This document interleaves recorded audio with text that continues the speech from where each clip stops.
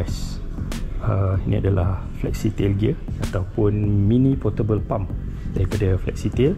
Dia 2 in 1 Dia boleh jadi lampu, boleh pergi camping, dan dia juga boleh jadi pump. Okay, dia menggunakan rechargeable battery.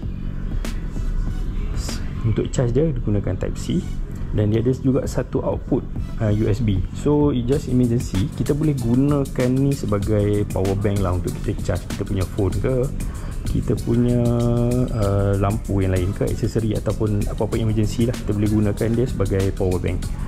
Ok, untuk on dia, lampu dia tekan di bawah ni. Ok, terang tak lampu dia.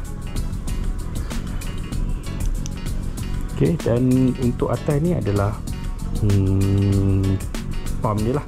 Sama ada kita nak pump bantal ke, pump tilam angin ke, ataupun kalau dalam kemah tu kita nak bersihkan pasiak-pasiak ke apa, kita boleh gunakan pump. So kuat juga ni ni.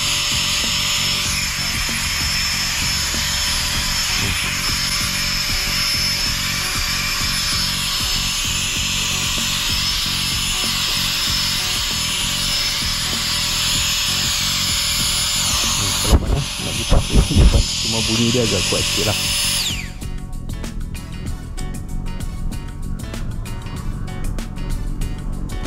Okay, kapasiti bateri dia 4000 mAh. So boleh tahan lama juga lah. Kalau kita on lampu tu tak boleh tahan lama. Tapi kalau kita guna pump dia ni, bergantung kepada cara penggunaan kita lah. Okay, dia ada hook ni, so boleh gantung dalam kemah kalau nak jadikan dia lampu. Cantik guys, besar tempat tangan je, kecil je.